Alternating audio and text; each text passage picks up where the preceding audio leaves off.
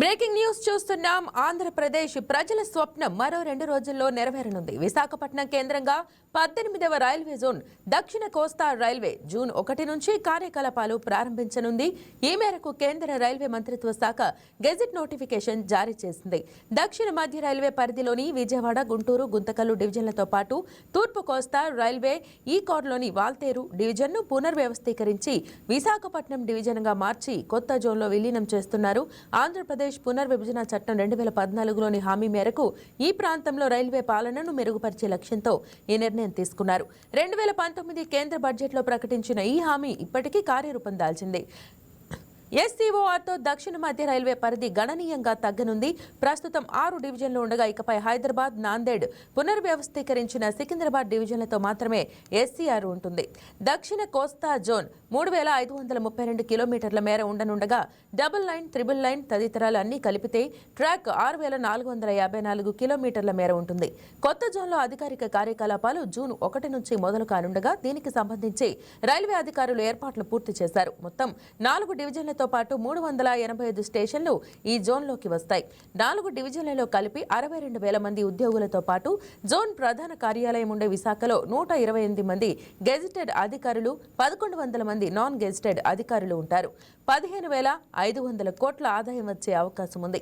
ఈ జోన్ పరిధిలో ఏటా 100 మిలియన్ టన్నుల సరుకు రవాణా జరగనుండగా రాష్ట్రంలో ఉన్న పోర్టులు, పరిశ్రమల ద్వారా సరుకు రవాణా మరింత పెరిగే అవకాశం ఉంది.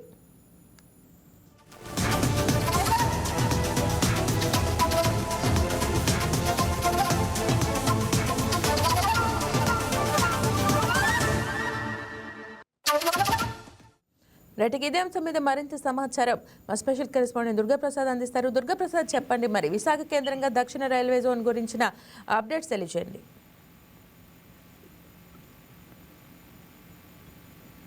హలో దుర్గాప్రసాద్, చెప్పండి.